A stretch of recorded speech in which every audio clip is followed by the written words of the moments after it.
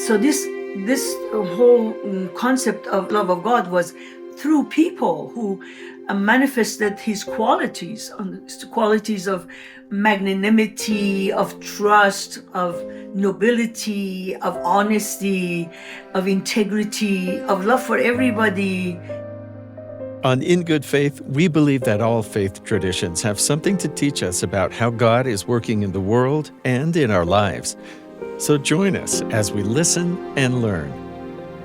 Today on In Good Faith, we are starting the first of what will be a few episodes, a little mini-series, if you will, on the love of God, how people experience that personally. I'm so happy to be in studio today with senior producer Heather Bigley. Welcome, Heather. Hello. And also with producer Leah King.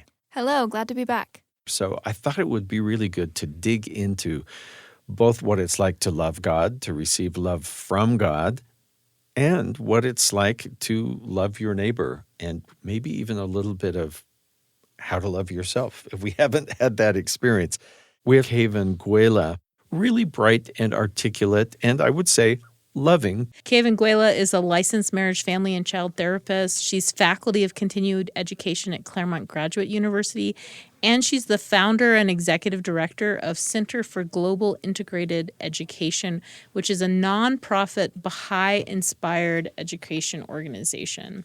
And we have another podcaster. This time, though, she's the producer and host of a Persian language podcast for the SoCal Iranian community. She's going to reference some of the brutality that her faith community has received at the hands of the Iranian government. And to my amazement, she has a type of vitality and enthusiasm for life that has not in any way been quenched by the difficulties of life. We started off talking with her about experiencing God's love. The thing that keeps coming back to me was the way I was loved by others, because in the Baha'i concept of love, Baha'u'llah says, "Love me that I may love thee. If thou lovest me not, my love can in no wise reach thee."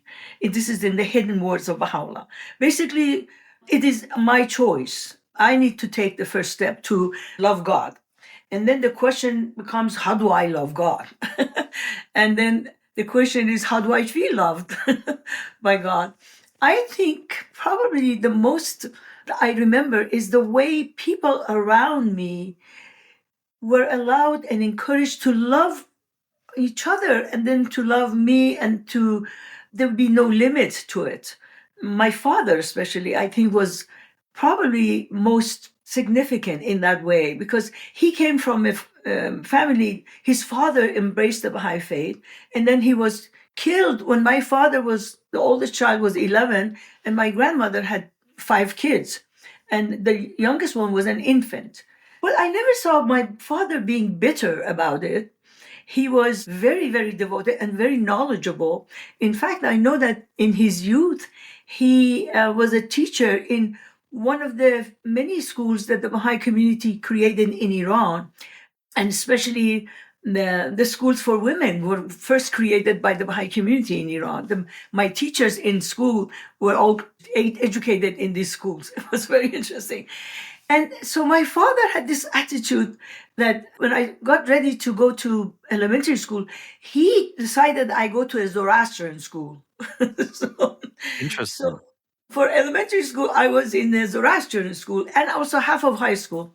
And in that school, there were a lot of people from all backgrounds, Muslim, Zoroastrian, and Armenian. And my closest friend was an Armenian girl. So this whole notion of being able to have no limits of who I can love and who can love me and how we relate was, for me, very liberating and almost like revolutionary, because I live in a country where you could not even associate with anybody outside of your faith or outside of your own particular group.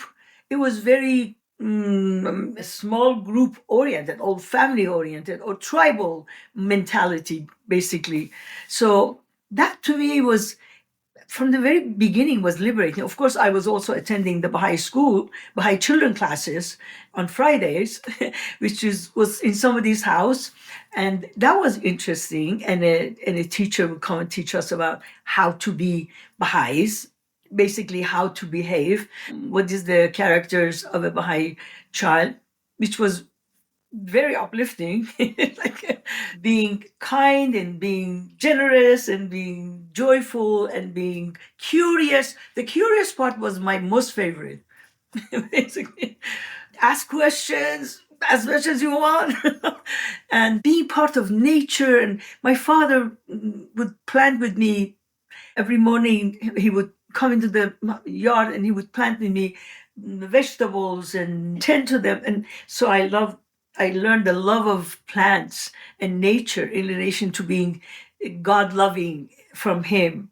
So yeah, the environment that I was raised, very unique in Iran in that time, basically gave me this courage, I guess, to be bold, to be asking questions, to want to know. And to me, that was really knowing and loving. Baha'u'llah says the two purposes we have here, to know and to love.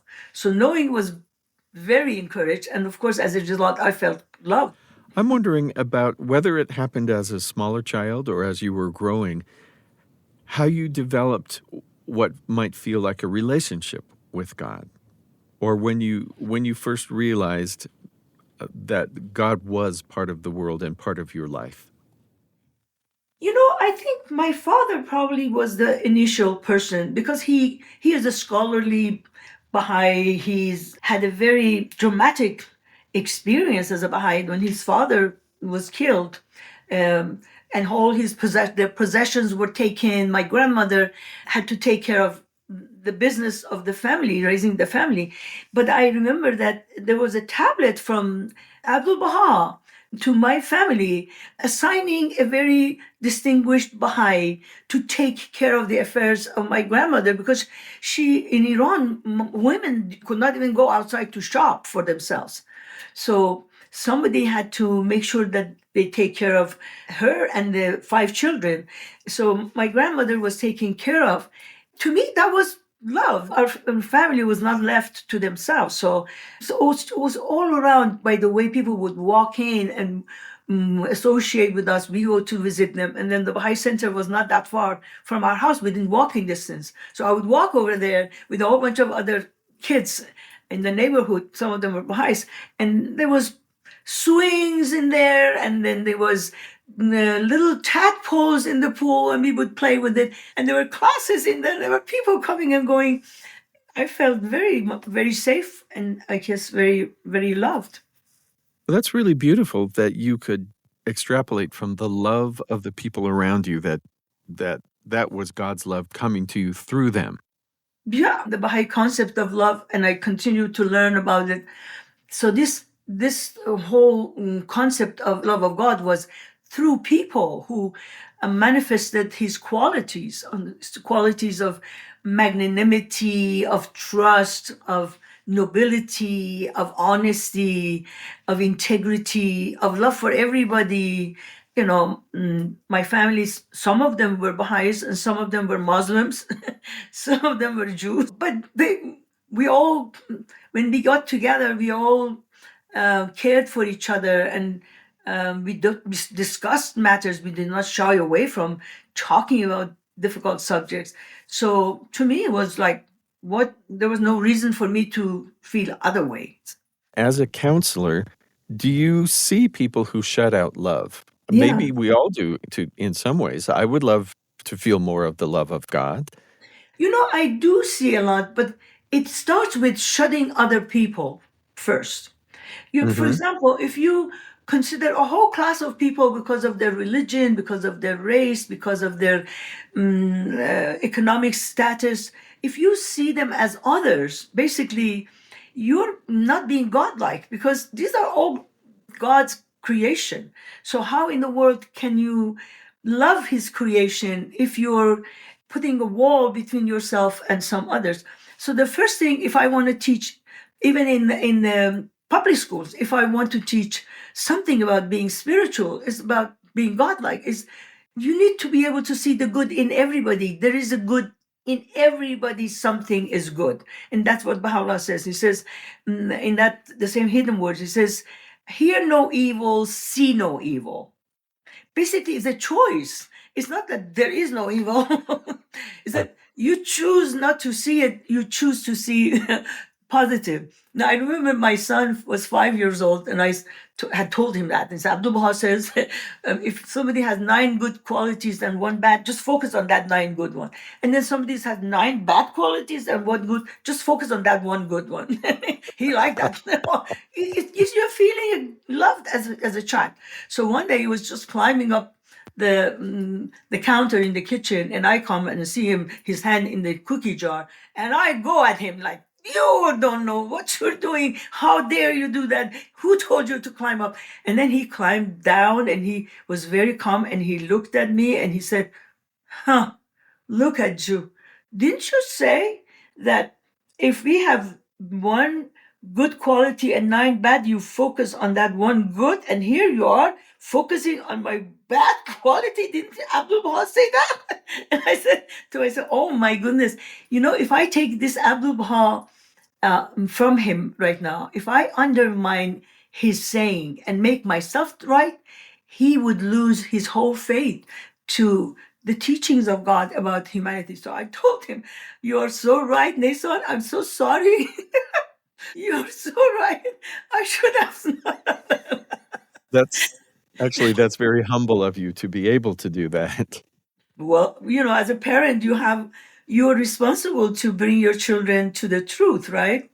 And I cannot be claiming it and then doing it otherwise. He would not respect me, just like I respected my father because he lived it. I remember he's coming home when I was 2.5. He's coming home bloody, And I know that this happened in the Persian bazaar because there were all kinds of different people. Because of your being a Baha'i, even being a bit Jewish background, all of that might be the cause of you getting beaten up. But my father was never bitter, and he was never a victim. Basically, he said, people, they don't understand. So you just have to make up for the fact that not everybody understands. So we have to understand, and we need to make sure we educate ourselves so we don't become the cause of hurt and agony to other people. Because Baha'u'llah looks so much, he says, beware, lest ye offend anyone. And then he says, beware, lest ye be offended. You take responsibility for not being offended and not offending anyone. So that to me is about really the way we feel love. Otherwise, what is it? I mean, do you expect some force to come and show you, hug you or something like that? I don't think that's how it is. I think it's understanding through science and also through the teachings of the faith that this creation has order in it, and it's governed by certain rules that will never be changed just because you don't believe in it, like the law of gravity, This is In Good Faith. I'm Stephen Kapp Perry. I'm Stephen Kapp Perry, host of the In Good Faith podcast, and I want to tell you about another in our family of BYU radio podcasts, an award-winning show with an award-winning host. This is Julie Rose on Top of Mind. Do you get turned off by the news because of how angry and polarizing and even depressing it can be? Doesn't anybody know how to have a civil conversation or weigh two competing ideas without a knee-jerk reaction that if you don't think what I think, you're a bad person? Check out the podcast, Top of Mind. They take one tough topic and they dive deep. And the goal is learning how to stay open and curious, even when you're confronted with different perspectives that may challenge us. Learning how to stick with the discomfort until we feel like we've actually learned and gotten some understanding. We may change our minds, we may not, but every episode will leave you feeling hopeful and empowered to become a better advocate for what does matter to you. Top of Mind, listen to the podcast wherever you get your podcasts. This is In Good Faith, with more of Keyvan Guela, host of Transforming Human Consciousness, which you can find on YouTube. Education is something you've really dedicated your life to, and that is one of the aspects of Baha'i belief, is education and knowledge. Why do you think that is? Why was that important to come through Baha'u'llah to the believers? I think when looking back, I think there are two ways to know ourselves. Basically, when we interact with the living world, that's one way of knowing ourselves. Like you climb a high, steep mountain, you learn about yourself. You learn, how able you are, how afraid you are. And you learn when you're climbing it with others. Are they helpful? Are they attending? Are we laughing? Are we enjoying the scenery? Nature is God's creation. So that's one of the ways we relate to God, through nature. And my father taught me that. And I love the metaphors in nature that is in the Baha'i writings. And for example, one of the children prayer says, "Oh God, educate these children. These children are the plants of thine orchard, the flowers of thy meadow, the roses of thy garden. Let thy love rain upon them. Let the sun of reality shine upon them with thy love. Let thy breeze refresh them in order that they may grow, develop, and appear in the utmost beauty." To me, this a relationship explains the relationship of education, of my growing and God. And the rain helps me, the sunshine helps me, the plants help me. I look in every one of them and I see aspects of divine sacrifice, for example. As Abdul Baha says, there are two ways you do sacrifice. One is the example of the seed. The seed goes into the dirt and it disappears, it dies, but an oak tree comes out as a result. And that is a sacrifice of the seed. But the seed cannot choose to sacrifice itself, right? But human beings do choose. So for us, is a choice. And then he said the other example that I always love is the example of iron. Iron loses all its attributes when it goes into fire and becomes fire. It becomes, if it is cold, it becomes hot. If it is dark, it becomes glowing red. And if it is solid, it becomes melted. And I'm always fascinated with this, that in my relationship with God, I'm going to have to give up some things and then change for becoming godlike. So how do I become godlike? And it was nearness is likeness, as Abdul Baha said. So then we had to Abdul Baha, an example of Abdul Baha, which stories all children learn, how he was in prison, but yet he was always joyful. He was always thinking about the rest of the world. And he said he was never in prison because the only prison is the prison of self. So that was fascinating for me. And that maybe because of that, I became a psychotherapist. How do you get out of the prison of your own self? Keyvan, I'm curious, because you have enough life to have been on a faith journey and experienced different stages of life. How is your relationship with God now different than when you were younger, or even 20 years ago or 10 years ago? Has something changed or deepened? I think the one thing that has become deeper and deeper, I have a lot deeper understanding of the concept that the heart that has fear in it, love cannot be in it. And at the same time, having the fear of God, have a deeper understanding of fear of God. It's not the God that will punish me, it's not the God who's random, and it's not kind of a God that is unpredictable, but it is about his laws, deeper understanding of his laws pertaining to human relationship, pertaining to my relationship with God, and appreciating that this universe has a creator, that everything in it is under its loving shadow. So for me, watching animal shows and wondering about the way the whole creation is created is a lot more appreciated than ever I was when I was young. And of course, also appreciation of the sacrifices of the Baha'is of Iran. I don't get mad at it. I don't get upset. I'm in awe. I give you a story. So just a few days ago, one of the Baha'is, a woman, her husband was executed many years ago when her children were young, and she raised them by herself.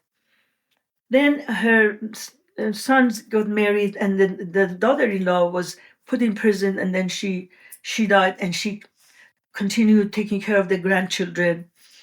And a week ago, her son, one of them, went to Canada to study mediation and negotiation, so be about peace in Iran, and went back to Iran to serve the community, because the Baha'is in Iran cannot administrate the people who are other parts of the world, the National Spiritual Assembly in the United States or local spiritual assemblies all over the world.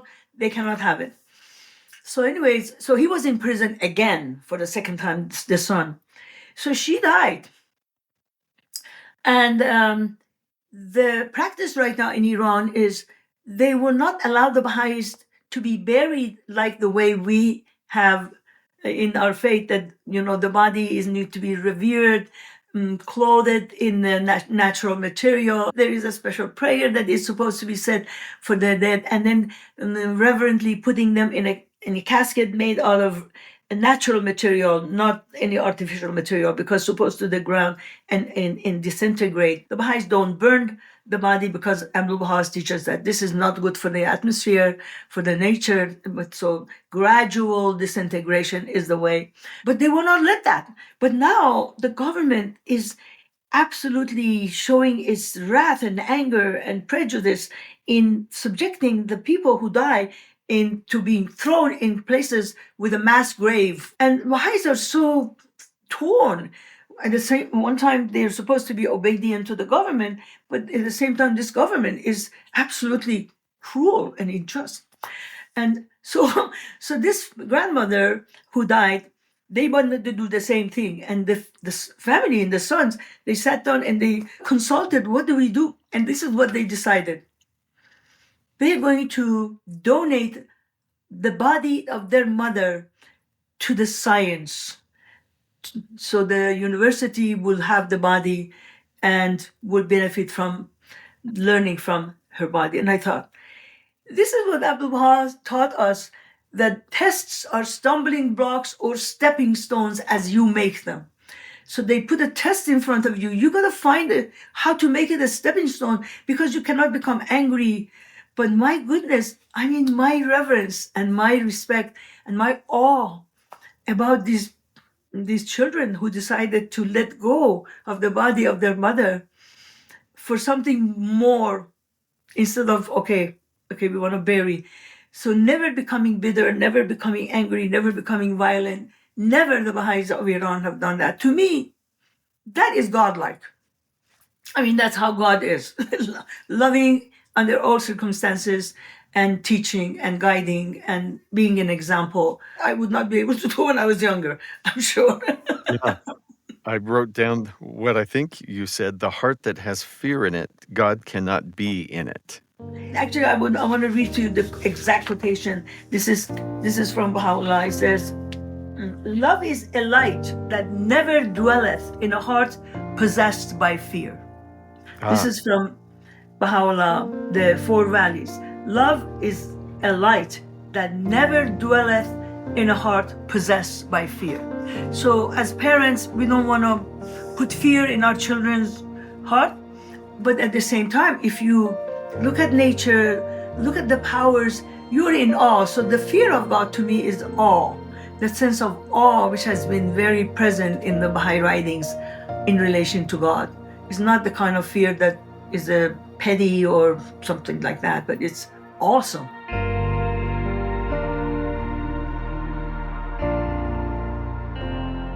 That was Keyvan Guela, licensed marriage, family, and child therapist, also a podcaster in a Persian language podcast, and she's a member of the Baha'i faith. I really loved when she talked about seeing God's love as a very young child when her grandfather was killed, and she saw God's love in all of the people from her community that showed up to take care of them. And no one had to explain to her that that was God's love. She just understood it and got it. Yeah, that's a very concrete interpretation of God's love. And I love that she simplified it to that level, because in my tradition, something where someone is stepping in would be seen as a tender mercy of the Lord, and he's placing his hand in your life, intervening in a positive way. But she simplifies that to the word love, and I've never thought about it like that, and I think going forward I will, because of what she said. And what a wonderful reminder to all of us, right? That we are God's hands in everybody's lives, and the way we treat people is going to impact whether or not they believe in God, ultimately. It really could. Yeah. It really could. And she says, to know and to love. These are God's purposes for us. I wrote that down because to know God, to love God, to know each other, to love each other, that was pretty simply encapsulated. But the thing that really struck me was she said, if you see other people as other, then you're shutting yourself off from them, and you are thereby shutting yourself off from God. That reminds me, Steve, of the Us versus Them panel, which is episode 157. Talks about how we can overcome those barriers kind of and work together in our faith. So we are talking in the next several episodes about the love of God, both the love we feel for and from God, as well as how we share that with other people. So I hope you'll stay with us on this journey for a couple of episodes. This episode was produced by Heather Bigley. Our production team includes Leah King, Katarina Martinich, Josh Orton, and Ashton Rowan. Our post-production sound engineers are Mark Hansen, Brandon Lewis, Daniel Phillips, and Carly Wilson. Here at In Good Faith, we're committed to the idea that we all benefit from hearing people of widely varying backgrounds share their personal experience with faith and belief. In fact, we think people with such experience deserve some of our best listening. Help spread the word by leaving a comment or a review on YouTube, Spotify, Apple, wherever you get your podcasts. Find us on Twitter at In Good Faith Pod. Instagram and Facebook are In Good Faith Podcast. And we have a YouTube channel, youtube.com/@in-good-faith. In Good Faith is a production of BYU Radio. I'm Stephen Cap Perry.